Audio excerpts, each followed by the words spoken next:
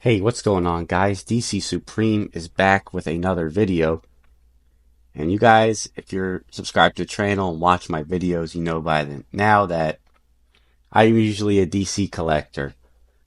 What you'd call, I guess, what you kids call nowadays, a DC glazer.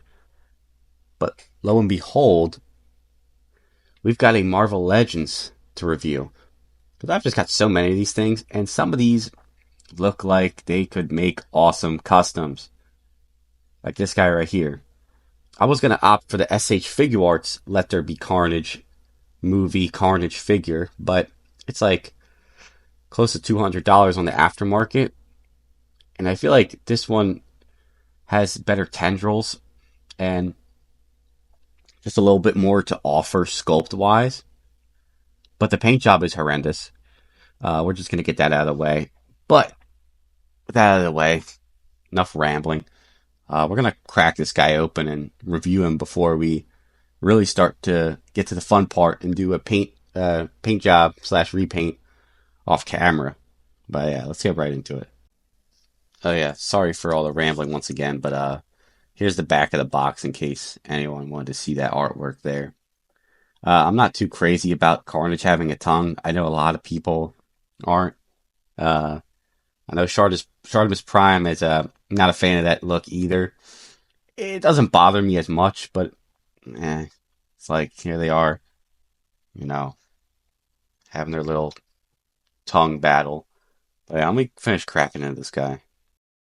And here is Mr. Carnage out of the package, aka Cletus Cassidy. And I'm just gonna get some partial bias out of the way real quick. Carnage is pretty much at the top of my list when it comes to my favorite Spider-Man villains. So I'm gonna try not to be as non-biased as possible. Um, we're gonna start off with, before I critique or praise in any way, shape, or form, we're gonna take a look at his accessories here. Oops.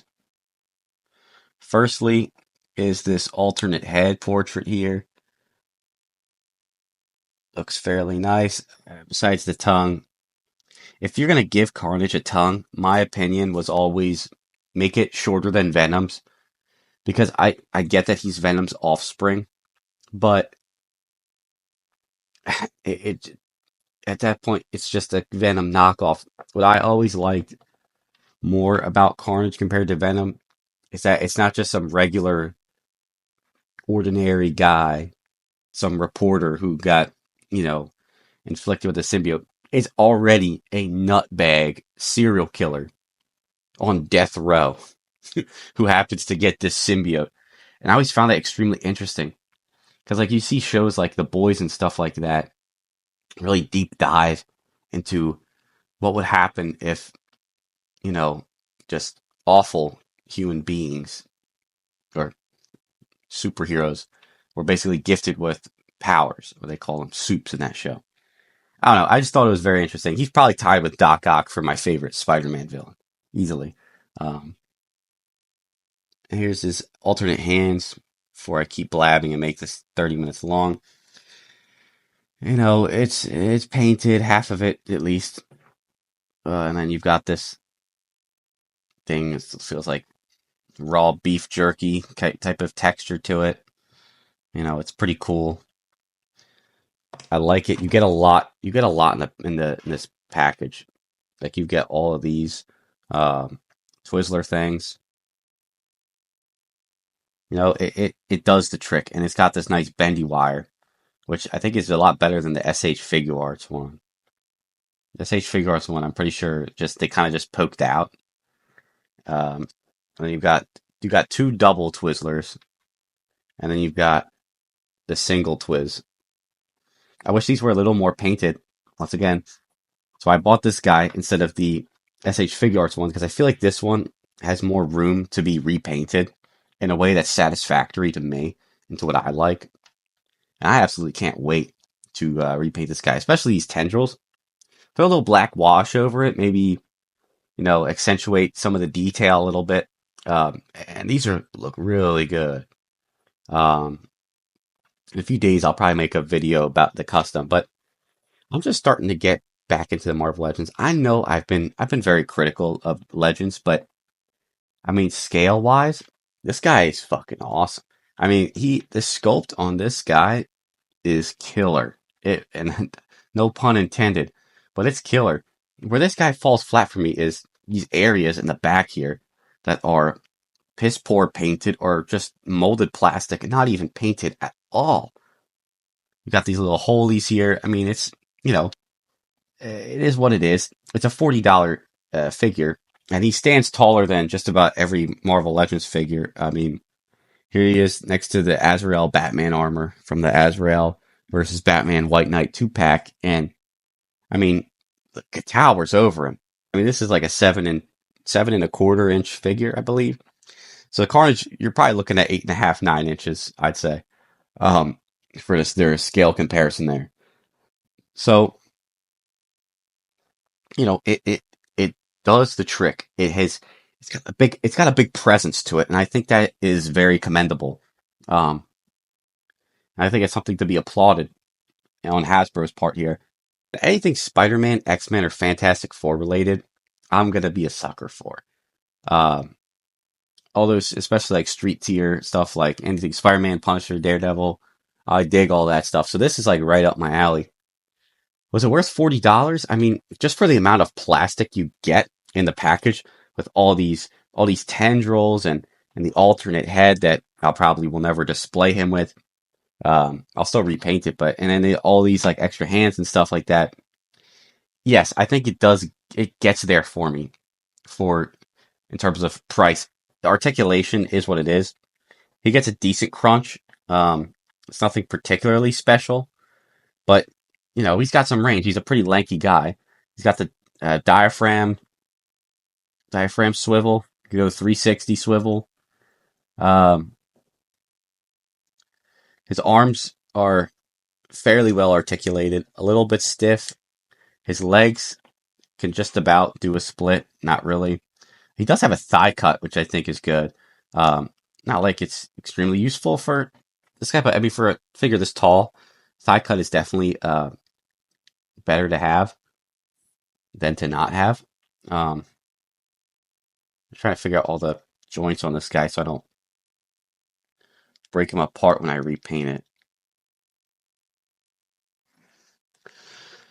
Yeah, I'm mostly familiar with taking apart McFarlane stuff, which they have QC problems of their own. I think I'll try to be a little more rough on the Hasbro stuff. I mean, not that it's much better. I think McFarlane and Hasbro are both doing. They have a bunch of stuff they're doing right, and they have a bunch of stuff that they need to work on. I just happen to like the DC property more, and there's more characters in DC Comics that I enjoy compared to Marvel. And there he goes. Um, but that doesn't say like I've been very critical of Marvel Legends over time. I haven't really. I like this is the first year I've gotten into Marvel Legends since like 2018 or something like that, 2019. Like the last time I was like consistently buy Legends, and it's a great feeling to get back into it, especially with a figure with this much shelf presence. And it took about 355 minutes to get him to stand up with all his accessories attached. Man, this is like one of those figures where if you're out on a toy hunt and you don't know this guy's coming out and you see it on the shelf, it's something to get real excited about. I pre-ordered this guy from Amazon. Um, yeah, toy hunting's fun. I enjoy it more than almost anything else. Hobby-wise, it's just take the sure thing because stores these days aren't restocking, and stuff like this guy I think is going to be a good seller. Um, Hasbro, I think, has this over McFarlane, where McFarlane's kind of made me a disgruntled customer, where stuff is selling out so fast. It because of his past crappy waves that didn't sell. He's now downsizing. The really good waves are short released, and he's creating these skimpy releases and making artificial scarcity and artificial inflation on the secondary market because he's not producing as much. I know it's simple supply and demand nonsense, but Hasbro, I think most Legends have been easy to find. Like even those No Way Home figures that seem to sell out everywhere fast, I was finding them in the wild relatively easily. I saw many of the Andrew Garfield Spider-Mans. I saw 3 or 4 Tobies in the wild. It's not super uncommon. But if you're more comfortable with pre-ordering, I highly recommend pre-ordering this guy like I did on Amazon, um, or any affiliate links like Big Bad Toy Store, Entertainment Earth, Hasbro Pulse. I don't know if he was on Pulse. I'm pretty sure he was. I know he's not a Hasbro Pulse exclusive. Like, that's other nonsense I just can't stand. But, um, here's this little background. I forgot about this thing. This little background stand thingy majiggy. I don't even know what this.